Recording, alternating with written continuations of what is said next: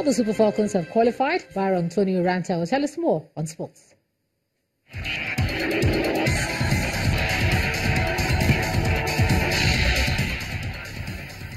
Thank you, Joma, and welcome to Sports News. And yes, they qualified, and with a bang too.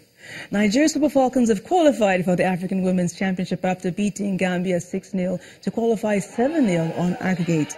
4 goals from Desire Bonozie and a brace from Masisat Oshwala gave coach Thomas Denneby's girls safe passage to the tournament. The Super Falcons dominated the game from the start to the finish and could have scored more goals at the Agege Stadium. The African Women's Championship will be held in Ghana in the month of November. Meanwhile, Super Eagles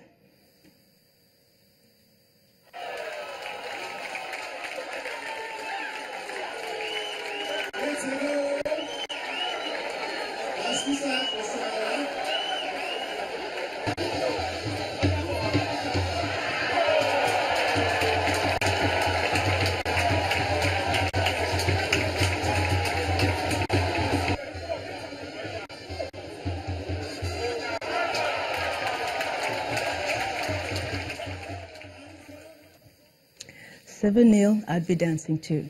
Meanwhile, the Super Eagles midfielder Genakoro Etibo has championship side Stoke City for a sum of £6.35 million on a 5-year deal. Etibo, who spent the end of last season on loan at La Liga side Las Palmas, is in Nigeria squad for the World Cup in Russia. The 22-year-old is the first signing made by newly appointed manager Gary Rowett. And this FIFA World Cup 2018 Russian fan zone has officially been opened at the Spiral Hills in Moscow. The fan zone is located near the Moscow State University. Despite unusually cold and rainy weather, a lot of people showed up to watch the concert. Authorities are confident that the attention from all over the world will only be good for the recognition of the university. The city will host 12 out of the 64 World Cup games. And that's it on Sports News for tonight. I'm Barong, Tony Uranta, and Ijoma will be back with a wrap.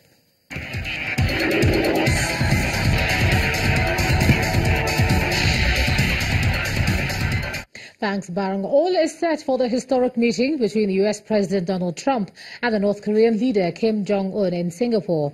Preliminary talks have been taking place between officials of both countries, with the U.S. saying discussions are moving more quickly than expected. According to the White House, the two leaders will have a one-on-one meeting with only translators present. The U.S. insists it will accept nothing less than complete denuclearization of the Korean peninsula. But North Korea says it's willing to commit to denuclearization, but the term is open to interpretation. Spain says it will take in a rescue ship stranded in the Mediterranean to help avert a humanitarian disaster. The Spanish Prime Minister Pedro Sanchez said he'd give safe harbor to the Aquarius and the 629 people on board after Italy and Malta both refused to let the ship dock.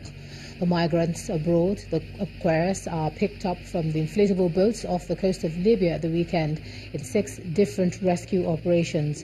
Those saved include 123 unaccompanied minors, 11 younger children and 7 pregnant women. The migrants were left stranded after the Italian government refused to let the ship in, with the Interior Minister Matteo Salvini saying, "Saving lives is a duty, turning Italy into a huge refugee camp is not." Salvini has promised to take a tough stance against migration. And on entertainment news, it's a sad one as tributes follow the death of reggae music star Ras Kimono. Mayawa Gundele tells us more. Many thanks. Here are your trending entertainment stories.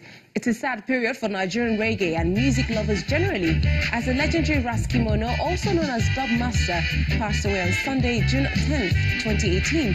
As expected, tributes have been pouring in from all over, and here are some of the tributes and comments about the Nigerian Rastafarian.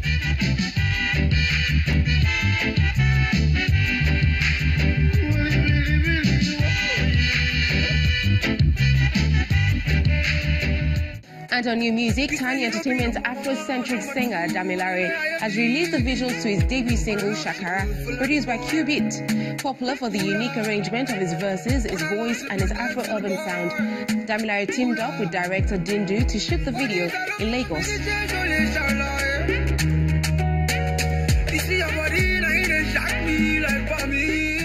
And that's all for me. Thanks for watching. The rest of the news at 10 continue shortly. Thanks, Maiwa. And the main news again.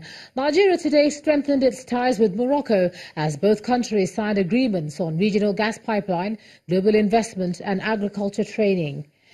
And the Vice President, Professor Yemi Osinbajo, today asked ministers of oil-producing nations in Africa to diversify their economies away from dependence on oil.